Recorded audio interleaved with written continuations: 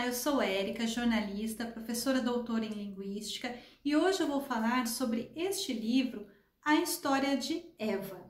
Recentemente eu gravei um vídeo no canal indicando 10 biografias com histórias de mulheres, e uma das obras que eu indiquei foi esta biografia sobre a Anne Frank, bastante conhecida pelo seu famoso Diário de Anne Frank. E a Eva, ela tem uma relação com a história da Anne Frank, porque ela é tida como meia-irmã de Anne Frank. O subtítulo aqui da obra é Como a meia-irmã de Anne Frank sobreviveu ao Holocausto. Na verdade, Anne e Eva não foram exatamente irmãs e também não se conheceram muito bem durante as suas vidas. O que aconteceu foi que a mãe de Eva, sobrevivente de um campo de concentração, se casou posteriormente com o pai de Anne Frank, o Otto, também sobrevivente de campo de concentração, porque os dois tinham em comum esse ponto da história.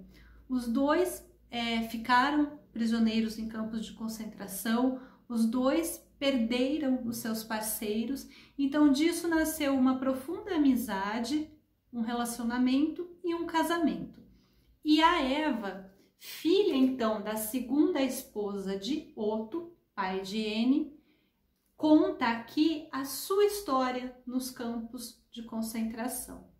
Então é muito interessante para quem conhece, para quem com certeza se sensibilizou com a história de Anne Frank, a adolescente que registra a sua vida naquele período de esconderijo, antes de ser levada para o campo de concentração nazista, e ainda assim, mesmo impactada por todo esse contexto da Segunda Guerra Mundial, de perseguição aos judeus, ainda assim conseguiu registrar com sensibilidade os dramas da sua adolescência, da sua juventude.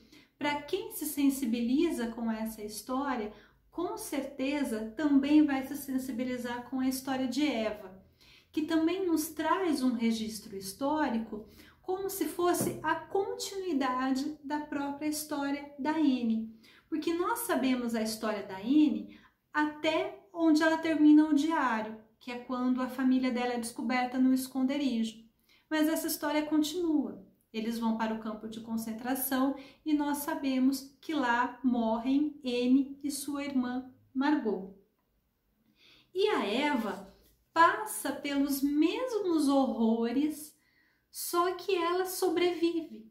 Então ela consegue nos contar essa história também com muita sensibilidade e, ao que parece, de uma forma bastante despretensiosa. Não é o objetivo da Eva aqui se tornar uma grande literata, fazer literatura, mas registrar essa história que ela faz em parceria com uma jornalista, o que é muito importante para que não se perca essa memória, porque, por incrível que pareça, conforme envelhecem e morrem os últimos sobreviventes do Holocausto, às vezes essa história começa a se tornar perdida, esquecida.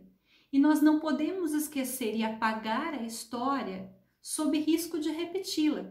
Não é à toa que onde foi campo de concentração, hoje é um famoso museu do Holocausto. Então, a história de Eva é absolutamente significativa para que se registre e se compreenda esse período tão cruel e desumano de nossa história. A leitura é realmente muito tocante. Várias coisas me chamaram a atenção. Tem um trecho que eu até citei num trabalho acadêmico meu que falava sobre valorização dos bens materiais. Vejam só como as coisas dialogam, né? E eu, assim, vários pontos vão chamando a nossa atenção. Um dos pontos que eu grifei, a Anne falando sobre os momentos dos banhos no campo de concentração. A Anne não, me desculpem, a Eva. Os banhos semanais significavam que todas as nossas roupas eram removidas para despiolhação. Olha um termo que era usado ali em relação aos banhos dos judeus, né? Não eram banhos, eram processos de despiolhação.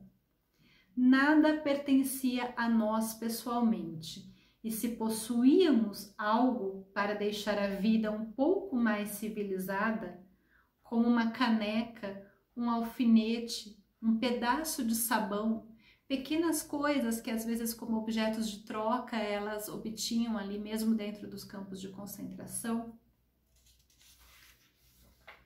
era comum que isso se perdesse com nossas roupas na porta dos chuveiros. Nós começamos a desenvolver métodos para manter esses objetos. Esse trecho me chama a atenção porque em nossa sociedade a gente costuma fazer uma distinção entre ter e ser. Tem até um famoso ditado, né? Não importa o que a gente tem, mas o que a gente é. No entanto, algumas coisas que nos pertencem também fazem parte da nossa própria identidade. E é sobre isso que a Eva está dizendo aqui, que num campo de concentração, os judeus foram todos despossuídos dos seus bens, das suas roupas, até dos seus próprios cabelos, da sua própria identidade.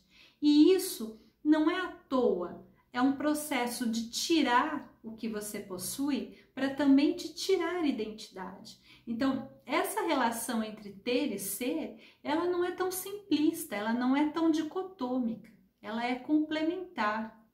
Não é à toa que quando se quer ferir alguém, que se quer tirar a identidade de alguém, se começa por processos de tomadas daquilo que a pessoa tem.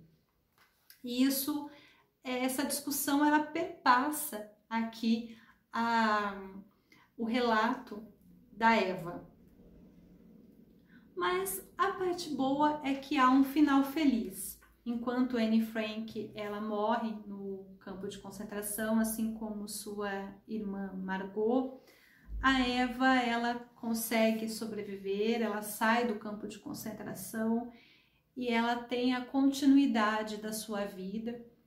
Tem algumas fotos aqui de registros, eu deixei marcadinha aqui essa foto que é o casamento da Eva. E a gente tem ao lado dela o pai da Anne, que é o Otto, né? O Otto está aqui deste lado dela, do outro lado é o noivo. Então, é como se fosse uma espécie de continuidade da história da Anne Frank a partir da história da Eva. Muito bacana para que nós conheçamos também e não nos esqueçamos nunca do horror do Holocausto, para que ele não se repita. Fica então esta indicação. Muito obrigada pela atenção.